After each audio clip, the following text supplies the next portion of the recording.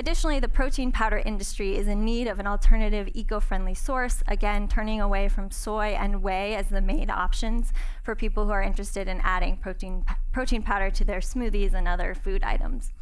And then in terms of the local insect market, again, they're harvested from the wild, so they're not always available. There are like 2 or 3 times a year that Mopani worms come out, and everybody harvests them, and then they sell them, and then there's nothing being sold after that. So our product can fit into that market year-round. And we want to emphasize the edible insect industry has the potential to be huge. It's already expanding rapidly, even here in the US. We've assessed the risks of our business and identified 2 main categories. The first is health and safety, and the second is our business risk.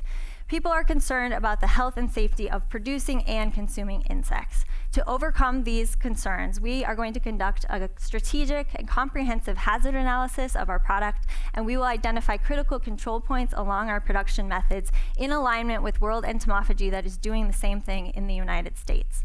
We will also mitigate occupational hazards by giving the women that are farming the mealworms gloves and masks. There have been a few reports that say long-term exposure to mealworms can cause allergic reactions. So we're just going to mitigate that risk from the beginning. We're also going to meet high food safety standards, and it should be noted that mealworms are taxonomically very different from humans, much further from humans than cattle or chickens. So we don't anticipate any infectious disease spreading from mealworms to people. To mitigate business risk, we want to make sure that people are on board with mealworms. Obviously, if it's not accepted by the local populations, we're not going to get anywhere. So we're going to do taste testing from the very beginning. We're going to do those 2 to 3 pilot co-ops before we microfinance other cooperatives, and we're going to make sure that this is an acceptable product in Southern Africa.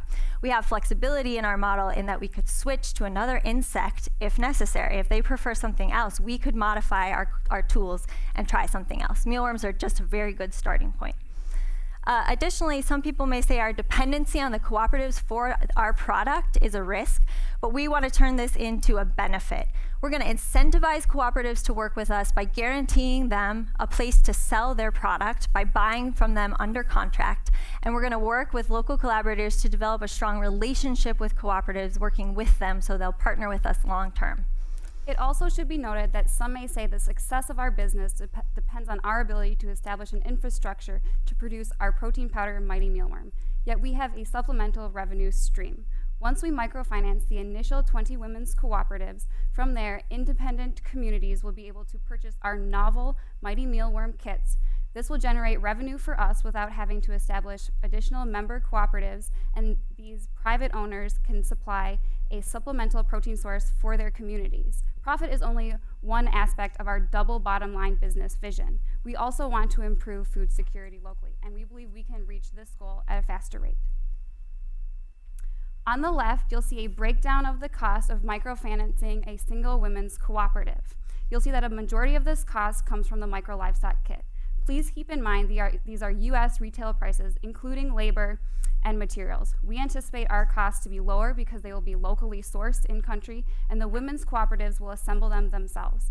Also, the cost of a kit will be burdened by up to 10 women, and we anticipate they'll be able to pay back the microfinancing of their kits within about 12 months. On the right, you'll see the cost of dried mealworms per kilogram. Our processed Mighty Meal protein powder will be sold at a premium, and based on conservative estimates, plan to see a profit by year 3.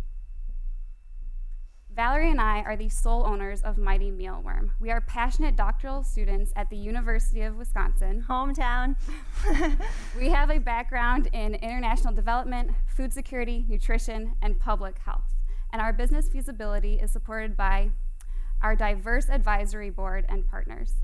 Yeah, just to expand on that, we are going to make this happen because we have the support of people who are doing this already. World Entomophagy is a US-based company that's a leader in the industry of edible insect products in the United States, working with the FDA on food safety. Tiny Farms is an expert in micro livestock farming at the local level, and they're going to help us with our kit development. We also have Hand in Hand International and Sapphire, which are 2 nonprofit organizations working throughout Southern Africa that are partnering with us. They have expertise expertise in microfinance and rural livelihood development.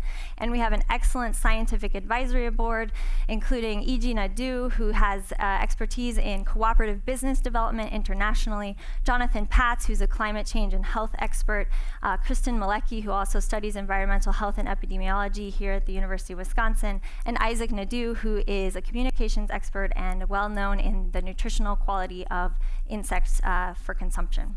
And we really see our partnership with World Ento invaluable because they've opened the doors to so many leaders in this industry. So again, we're embarking on a new thing that hasn't really been done before, but we think that we have several competitive advantages. Number one, we're a novel business. We're going to start something new, and our diverse team is going to help us be a leader in the industry and expand rapidly. We're going to microfinance women's cooperatives, and this provides us ethical sourcing of our product. Giving women money and empowering them is a way to improve food insecurity. We also will have eco-friendly brand appeal. People that are interested in having a protein source that has a lower environmental impact will be interested in our product. And we're also very flexible. Again, we could change our model, work in a different part of the world just by adapting our kits slightly. And we could even switch to another insect if necessary. Again, I think we have a win-win business model. We're going to empower people locally and make a profit at the same time. Right now, we're working on prototyping Mighty Mealworm kits. We are traveling to Southern Africa this summer, and with current funds, we'll be able to move forward with kit development. So we'd like to thank you for your attention and ask you, would you like mealworms with that?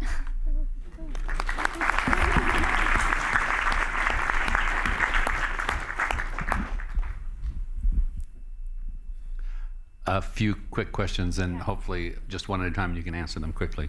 Are these worms native to South Africa?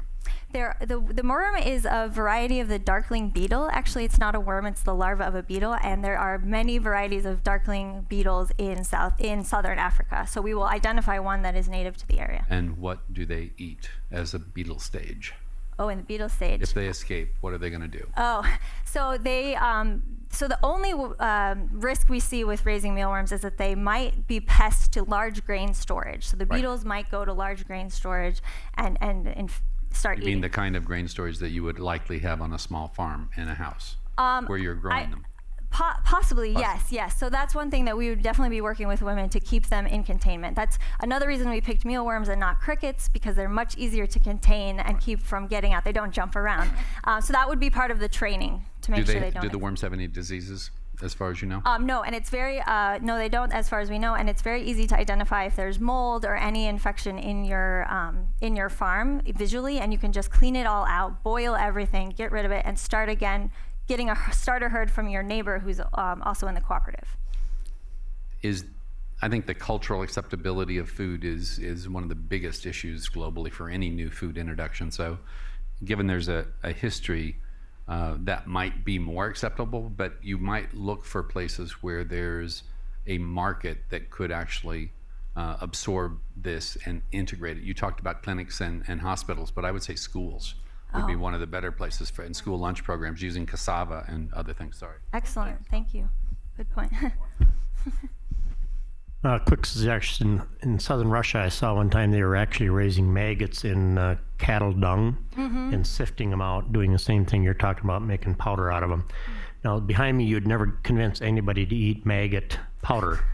However, they were going to market it through fish. In other words, feed it to the fish, and the people behind me would eat the fish. So one suggestion for you, looking at, instead of just a powder, what would fish or other animals like that, how could they eat that product?